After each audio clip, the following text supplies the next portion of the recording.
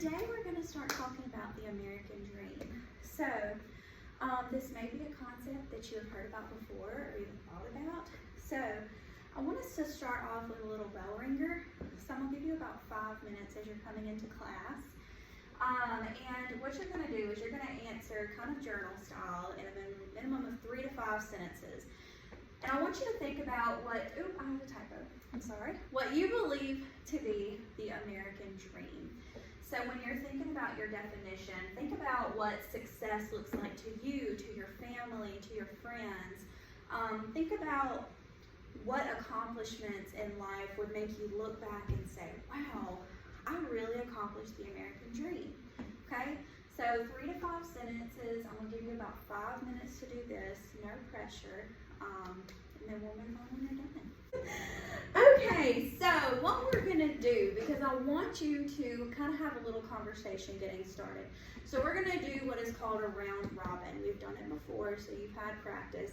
But within your groups, you're going to have 5 minutes to share your answer, what your definition of the American dream is. So each group member, beginning with person number 1, so make sure you look on your desk at what your number is. Number 1 will start, and you'll of course go in order, and everybody will have about a minute to share your answer and your thoughts on what the American dream is. So make sure you're being respectful of each other's times. If this is something you want to talk extensively about, save that for later. We're just going to give your general answer for the bell ringer right now. We'll discuss more later, okay? So I'm going to set a timer for 5 minutes, and you guys can go ahead and start sharing. All right, I heard some great discussion going on.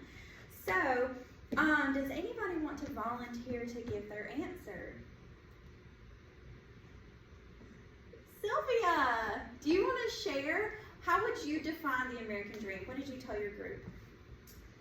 That I think the American dream means that I have equal opportunities to be successful, and that I have access to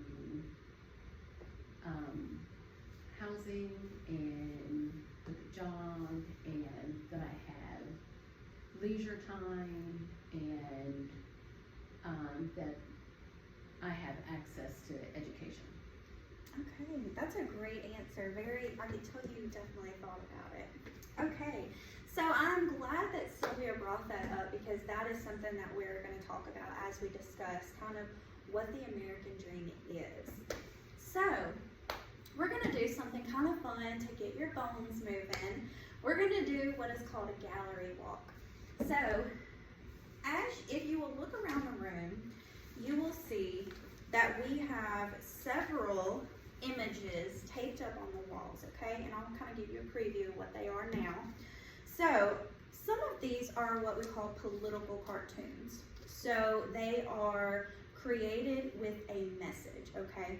And so what you're going to be doing is interpreting that message. So, we have this one here. We have this one here. Okay. This one, it's not exactly a cartoon, but it is a graphic that has an underlying message. And then this last one here, which may take a minute of reading, okay? So what you're gonna do, you are going to go around the room, you're gonna move with your groups, and you're gonna visit each image, okay? So just like with the round robins, we'll start with number 1. So group number 1, for example, will start at image number 1. Group number 2, image number 2, so on, and you will rotate, okay? So you're gonna spend about 3 minutes at each of these images, okay? I will set a timer to give you a heads up, but while you are at each image, you are going to be answering 3 questions, okay? The first question is, what is the message of the cartoon? What do you think they are trying to tell you through this, okay? Do you agree or disagree with this message? And then, depending on whichever one you choose, why? Why do you agree? Why do you disagree? The third one, why do you think the artist sought to make an image with this message? So, of course, since you're only spending 3 minutes at each image, you may not have the whole time to be writing down your answers because you might want to think about it a little bit. But I strongly encourage you while you're at each image to at least answer that first question, okay? If you can remember the message of the image, then you can fill in the rest after you go sit down. So, does anybody have any questions about what you're going to be doing during this time? Okay, about 3 minutes. We will start. Let's go ahead and line up with our images, and I will start the timer for 3 minutes, okay? All right, let's go ahead and head back to our seats. I'll give you a couple minutes to sit and kind of fill in your answers if you need to, and then we will move on from there. All right, so what is something that you noticed all of these cartoons had in common? That they all include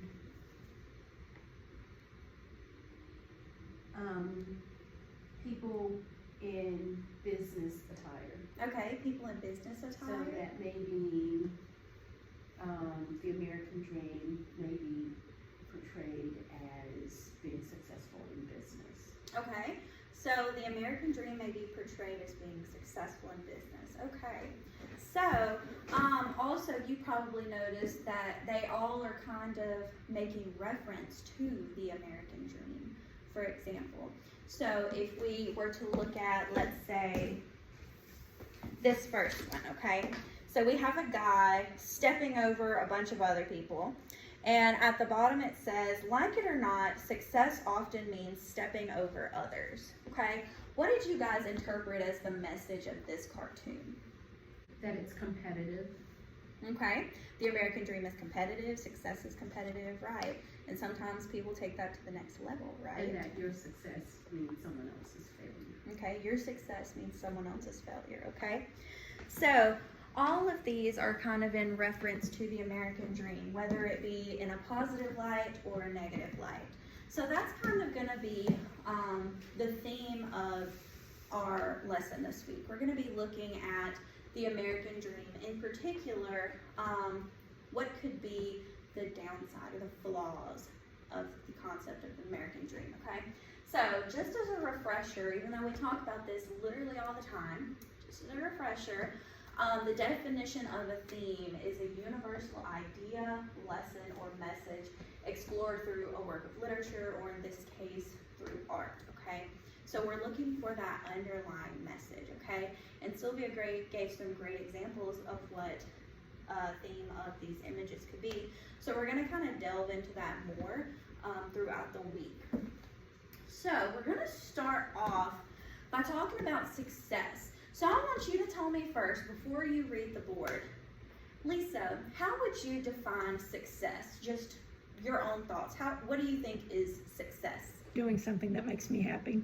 Okay, doing something that makes you happy, all right? So, I have a couple of examples of what many people think is the definition of success.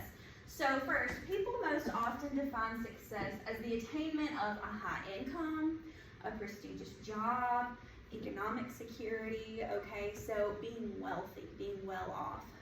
Many people define that as success. Some people would say that success is just being able to say what they want to say, do what they want to do, where the world is just something that is great for everyone, okay? Something that's attainable for everyone. So, and I think that's kind of similar to what Sylvia said earlier in her definition of the American dream. So I'm glad we've kind of come back to that. So with this in mind, we're going to start off by talking about the American dream, the tenets of the American dream.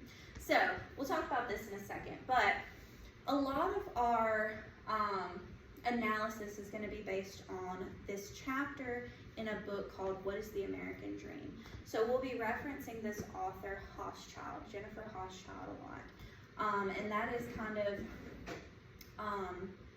where we'll be getting most of our information today. In this book, in this chapter specifically, she talks about the 4 tenets of the American dream, and that is just like the four main aspects of the American dream. So first I want you to think about this before we move into that, okay? When you wish upon a star, it makes no difference who you are, your dreams come true. Does anybody know where this quote is from? Yes, Lisa. Walt Disney. Walt Disney. Do you know in particular which movie? Jiminy Cricket. Okay, yeah, Jiminy Cricket from Pinocchio. Okay, yes, he sings this in a song. So I want you to think about this quote for a second. How does this quote fit into what we know, what we've been raised on is the American dream? Think about that for a second. That the American dream is attainable for everybody. Okay? The American dream is attainable for everybody, okay? I'm so glad you said that because that leads us into Hochschild's first tenet of the American dream, okay? Remember there are four components. The first one, she says, is that everyone can participate equally and can always start over, okay? Everyone has the opportunity to participate in this American dream. And if they mess up, they can just start over, start from scratch. What do you think about this? Lisa, what do you think? Do you think this is true? You have an opportunity, but not necessarily, you're not equal to everyone else. You may not have resources to do an education, financial, Okay, I'm to glad you fully brought that up. participate. Yes. Okay, so in thinking about this, I do want you to think about specifically that part. Everyone can participate equally. Okay, so Lisa brought up a good point about resources. So think about, the resources we have available today, all right? Does everyone have a car? Does everyone have a phone? Does everyone have a super awesome paying job? Does everyone have a business suit? Okay? Is everyone really treated equally? And that kind of leads to the question, does everyone really have an equal opportunity? Okay, and you don't have to answer aloud. I just want you to think about this as we continue talking. All right, so the second tenet, Hochschild says, is the reasonable anticipation of success. So the question I want to ask you about this, does everyone have a reasonable chance of their expectations being met? This expectation of their dreams coming true. Should everyone go into the American dream thinking, okay, this is going to happen? What do you think? Thinking, okay, this is going to happen. What do you think? Okay, so Sylvia held up this political cartoon from earlier, okay, the one that we talked about, the guy stepping over the other people. Like it or not, success often means stepping over others. And I believe she mentioned that someone's success also means someone else's failure. So this is where this tenet can come into play, okay? And then I also included a quote here from this author. She says, every American is eaten up with longing to rise. In America, I have seen the freest and best educated of men in circumstances the happiest in the world. Yet it seemed to me that a cloud habitually hung on their brow, and they seemed serious and almost sad even in their pleasures. The chief reason for this is that they never stop thinking about the good things they have not got. They clutch everything but hold nothing fast, and so lose grip as they hurry after some new delight. Okay? Can somebody give me kind of a summary of what she's saying in this poem? What is your interpretation here? You're never happy, you always want more. Okay? There's never any satisfaction. Someone is always going to want more, okay? So let's think about the wealthiest person in the world. The wealthiest person in the U.S. right now. Who is it? Like Elon Musk, maybe? Bill Gates? I don't know if he's still up there. But notice that they are still striving to have more than what they currently have, okay? Elon Musk is going to keep developing things. He's going to keep buying the Twitters and everything because he wants to be even more successful. So that kind of lends the question, when is enough enough? When could you truly be satisfied? what would be that one end goal that would say, okay, I've done it. I've reached the dream. I don't have to do anymore. And Alexis D. Tocqueville, I think that's how you say it, she's saying, you know, realistically, there isn't really that end goal for anyone. They're always going to want more.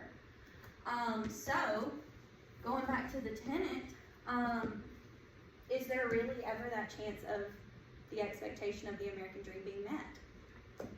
Okay, and again, you don't have to answer aloud. I just want you to consider this.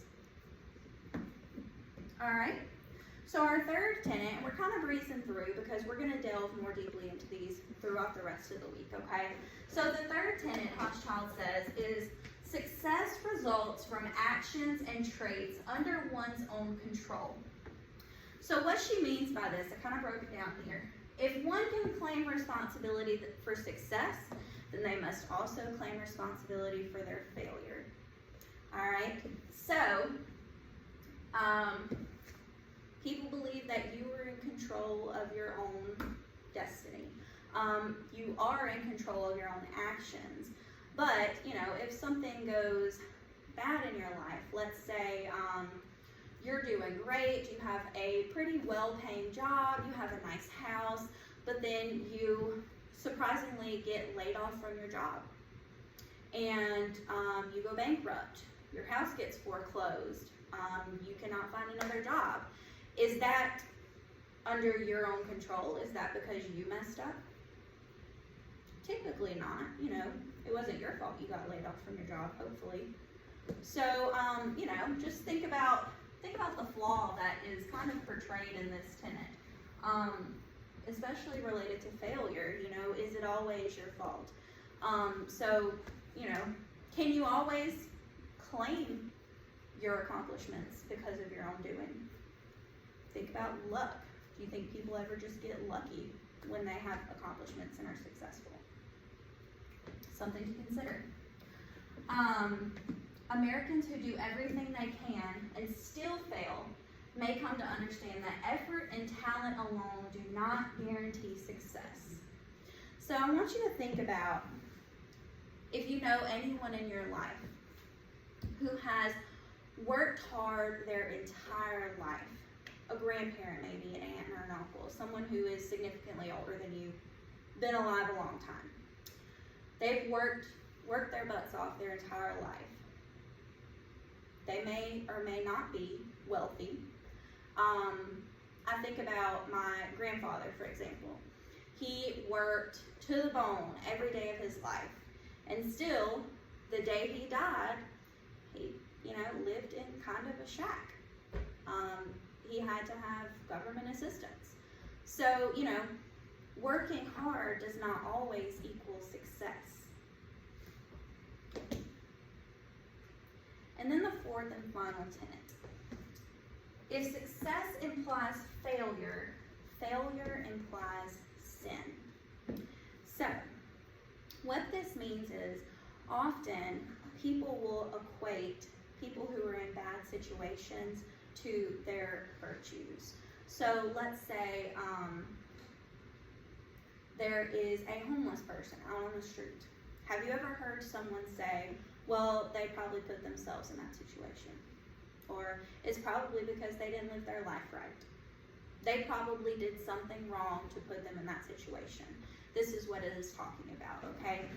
Failure equals sin. If they have failed, they obviously have done something wrong to get to that point. And unfortunately, this is a mindset of many people in America. So, something else to consider. So, we've had a lot of discussion today, and I know we've kind of flown through these tenets, but we're gonna, like I said, we're gonna really delve into them this week. We're gonna read some poetry. We're gonna read a couple of articles that kind of show perspectives of the American dream in the United States and how people in America who may have lived before us or who may live right now have kind of struggled to reach this American dream. I also want you to go ahead and expect that our assessment at the end of this week is going to be an essay. So you can go ahead and groan and get grumpy about it. I know we hate essays.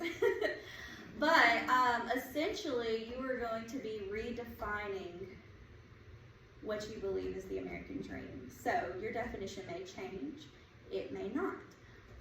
But you are going to, in the end, look at all these perspectives collectively and kind of see then how you define the American dream. Okay? So I know our time is almost up, but before we leave, I want you to take a second. Just on the same sheet of paper you answered your bell ringer in, I want you to think about this one question.